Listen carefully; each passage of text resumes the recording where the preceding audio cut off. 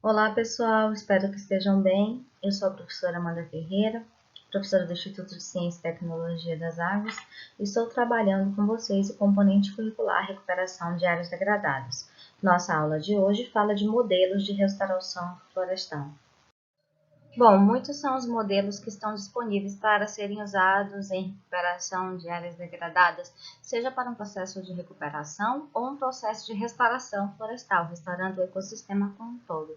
No entanto, nenhum deles pode ser usado de forma generalista. Eu não posso escolher um modelo e usar em todas as necessidades, em todos os projetos que eu for realizar de recuperação de áreas. Eu preciso conhecer condições específicas, né? Tais como característica da área degradada, tais como o nível de degradação, os fatores de degradação, qual é a vegetação remanescente, qual é a vegetação da área de entorno, se eu vou querer fazer a recuperação da área por meio da revegetação ou a restauração ecológica. Então, depende de várias variáveis ambientais e socioeconômicas também, de qual é a funcionalidade que aquela área vai ter depois, para que eu possa intervir, escolhendo o modelo exato para que o comportamento das plantas venha a suprir a minha necessidade de restauração.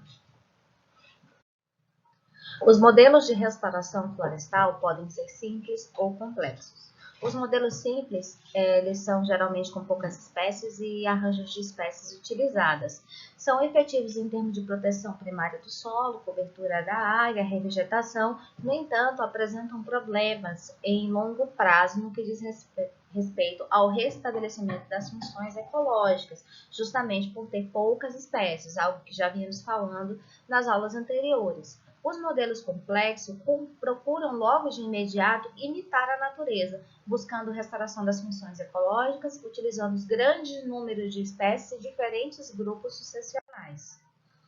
O primeiro modelo que nós vamos falar aqui, a primeira técnica, é a de nucleação. É a expansão a partir da existência de pequenos núcleos de vegetação ou árvores remanescentes isoladas pela atração de animais que atuam como dispersores de semente.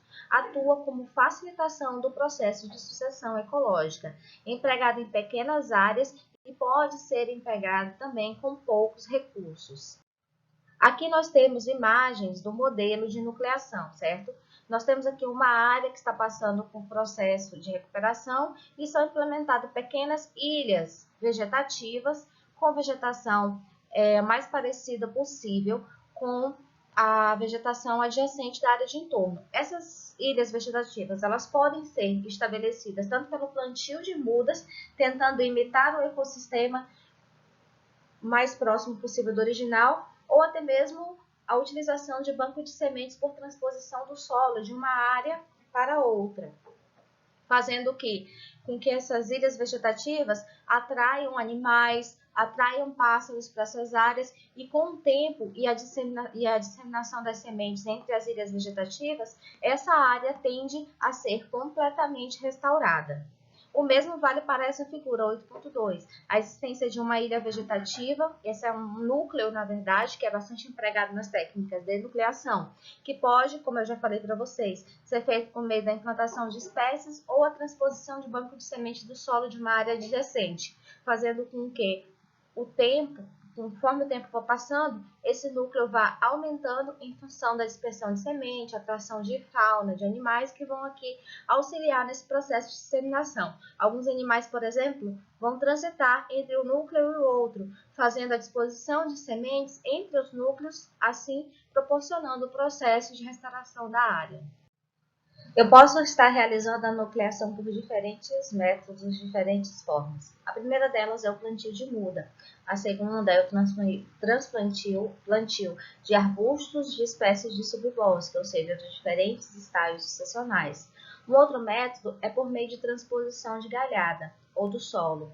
Esse método de transposição da galhada ele é muito interessante porque representa uma alternativa para abrigo de animais, né, restabelecendo nichos ecológicos e fazendo com que assim traga uma espécies que possam auxiliar no processo de disseminação. Então, se eu promover essa transposição de galhadas, eu vou estar proporcionando uma restauração dos abrigos, dos indivíduos, dos animais, da fauna existente, auxiliando assim no processo de regeneração dessa área. Outro método que eu posso utilizar é a transposição de banco de sementes do solo, como eu já mencionei anteriormente, trazendo a camada superficial do solo de uma área adjacente para aquela área ser recuperada em forma de núcleo, não necessitando cobrir toda a área, certo? Estabelecendo apenas um núcleo de transposição de banco de sementes do solo. E, portanto, essa técnica se mostra um pouco mais barata pela necessidade de não cobrir de imediato toda a área em recuperação e proporcionar a recuperação ao longo do tempo. Uma outra possibilidade é a transposição de chuva de sementes, né? E aqui, como método para a transposição de chuva de sementes, é a instalação de poleiros ou naturais em árvores ou em poleiros artificiais, fazendo com que os animais, os pássaros, né, tenham área para descanso. E no momento que os animais têm essa área de descanso, de pouso, eles vão aqui fazer suas necessidades fisiológicas, defecar e ao mesmo tempo estar liberando semente, fazendo a transposição por meio de chuva de sementes nessa área, utilizando a criação de poleiros artificiais ou então até mesmo naturais, né? De árvores que já estejam existentes, você pode fazer uma interligação utilizando arames entre uma árvore e outra, proporcionando assim que as aves pousem nesse lugar e assim façam a disseminação de sementes nessa área. Aqui nós temos uma imagem também que mostra que esses métodos de nucleação não precisam ser exatamente apenas um empregado. Eu posso fazer um misto de vários métodos. Eu posso fazer o plantio de algumas mudas, realizar a transposição de galhada, colocar os poleiros atrativos para aves, fazer a transposição do banco de sementes do solo. Então, quanto mais técnicas eu utilizar, mais rápido será o meu processo de restauração ecológica dessa área. E assim eu também posso ter uma diminuição dos custos, né? Fazendo com que eu não empregue só uma técnica específica e utilize de várias técnicas para acelerar o processo. Bom, aqui nós temos uma imagem que é muito utilizada nas redes sociais, eu não me lembro agora o nome do Instagram, que faz essa divulgação por meio dessas animações, mas que traz para a gente a restauração da mata, da floresta, de uma área degradada pelo método de nucleação. Então, aqui nós temos um exemplo de um núcleo já existente e a implantação de uma espécie que seja atrativa para pássaros, por exemplo, a bagueira, né? Então, esse é um exemplo de uma espécie.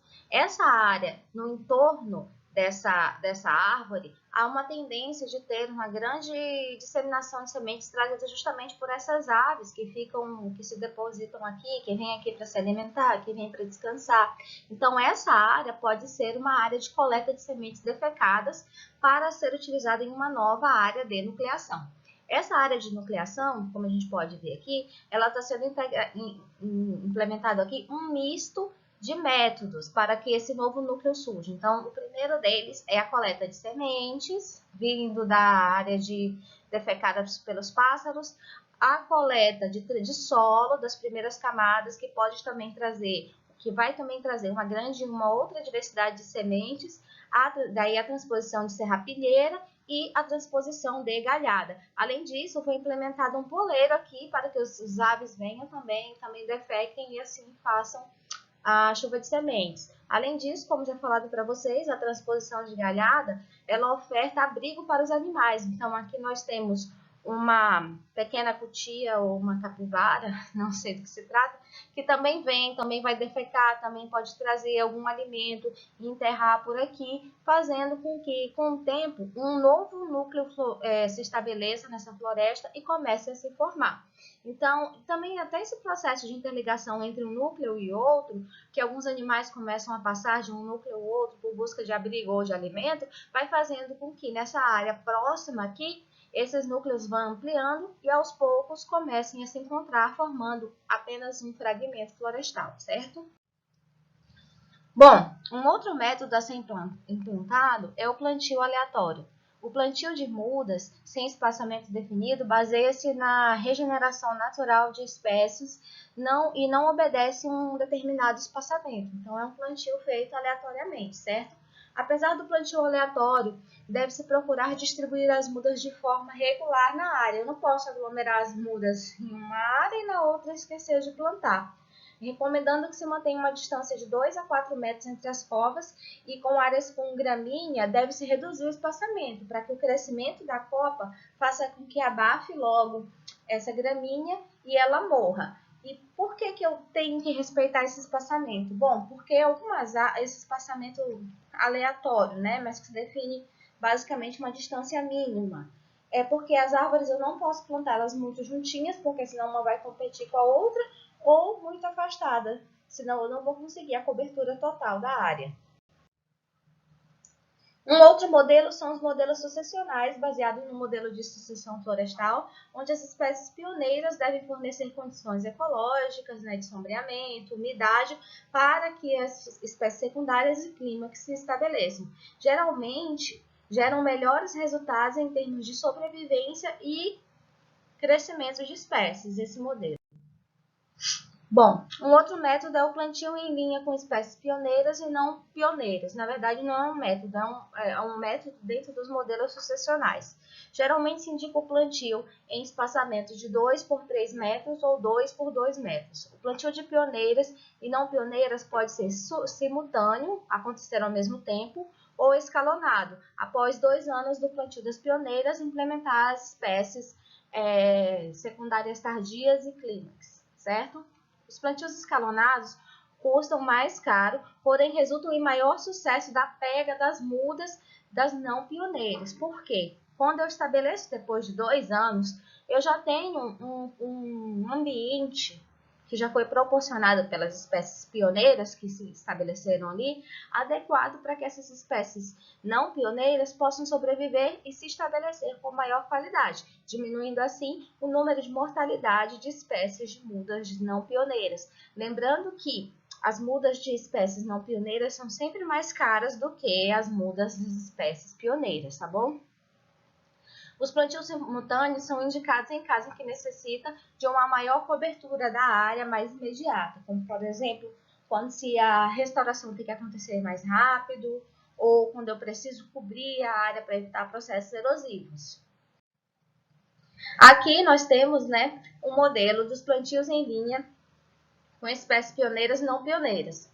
Então, aqui nós temos as linhas de pioneiras, as linhas de não pioneiras, uma outra linha de pioneiras. Aqui abaixo viria uma outra linha de não pioneiras, seguida de uma linha de pioneiras e assim sucessivamente até cobrir toda a área.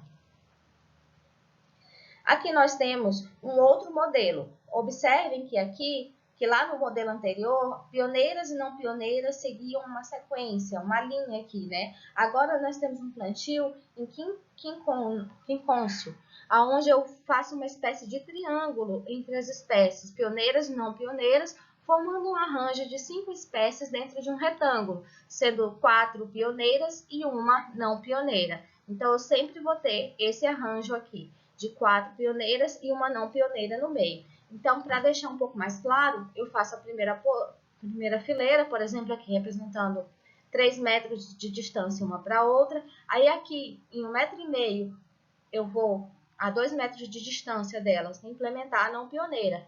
Bem exatamente na metade do espaçamento entre as duas, implementar a não pioneira. E assim sucessivamente até complementar toda a área de plantio. Aqui nós temos um outro plantio com alternância entre espécies pioneiras e não pioneiras, que no caso geraria uma maior diversidade nessa área, né? Então eu tenho o plantio em linhas e em fileiras, todas na mesma sequência, mas eu tenho a alternância entre uma espécie pioneira e uma não pioneira, uma pioneira, uma não pioneira, uma pioneira, não pioneira, pioneira, não pioneira, e assim até complementar a área de plantio.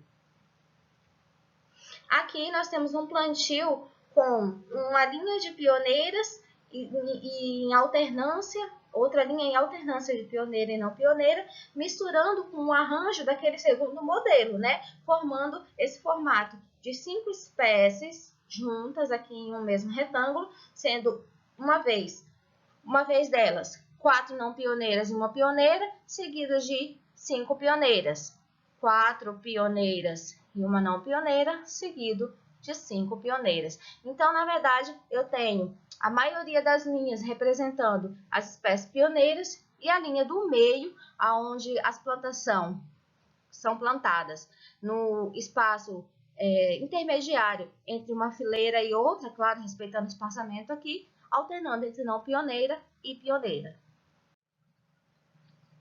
Eu tenho um quarto método, que é o plantio em módulos, indicado para áreas heterogêneas com variações marcantes no solo e microclimática. Então, esse modelo permite implementar espécies adaptadas para cada subambiente.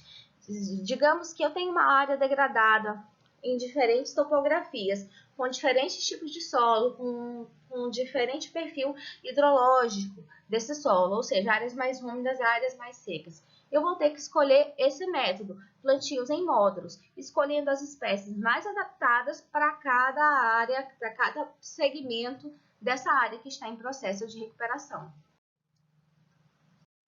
Um sexto modelo a ser implementado em recuperação de áreas degradadas são os sistemas agroflorestais, mais conhecidos como SAF. Nesses modelos são utilizados consórcio entre as espécies arbóreas, culturas agrícolas e até mesmo a criação de animais. Essa criação de animal, muitas vezes a gente pensa imediato no gado, mas não precisa ser o gado bovino, apenas esse animal. Pode ser um pasto apícola, que é a criação de abelhas com ferrão, ou um pasto de meliponicultura, que são abelhas sem ferrão. Pode ser para a criação de ovinos, de caprinos, independente de qual seja a espécie animal que possa ser criada ali. Então, o interessante é que se tenha um consórcio de espécies arbóreas de cunho florestal, com culturas agrícolas e ou animais de criação. Os sistemas silviagrícolas apenas têm espécies arbóreas e culturas agrícolas. Os silvopastoris são quando envolve espécies arbóreas de cunho florestal e cultivos agrícolas e a criação de animais. Bom, qual seria um benefício, um ponto positivo da implementação desse sistema? O primeiro deles, que não está escrito aqui, mas que eu posso colocar para vocês, é que você consegue conciliar um processo de recuperação diária com uma unidade produtiva, tendo além da recuperação a remuneração por meio de alguma atividade agrícola ou pela criação de animais. Um outro ponto é o menor custo de produção quando se fala para a agricultura, pela menor necessidade de uso de insumos agrícolas e agrotóxicos, justamente por conta da diversidade de espécies que é implementada. Só para vocês entenderem um pouco, quanto mais espécies eu implemento dentro de um cultivo agrícola, menor é a incidência de pragas e doenças. Por isso eu vou acabar utilizando menos insumos agrícolas. Existem dois modelos de SAF, o SAF temporário em área total e o SAF permanente em área total. Então, aqui nós temos uma imagem de um sistema agroflorestal, que ele foi implementado, onde nós podemos encontrar aqui diferentes espécies, como bananeiras, palmeiras, açaizeiros, pupunha, árvores de grande porte, como castanheiras, cumaru, e também árvores menores de porte menor, aqui como, por exemplo, o cacau, o cupuaçu, é onde eu vou poder consorciar tanto espécies que sejam interessantes de cunho ecológico e florestal, como espécies que me deem algum tipo de produção. Aqui são as bibliografias, a bibliografia utilizada nessa aula, que eu vou estar disponibilizando para vocês em material escaneado. Obrigada!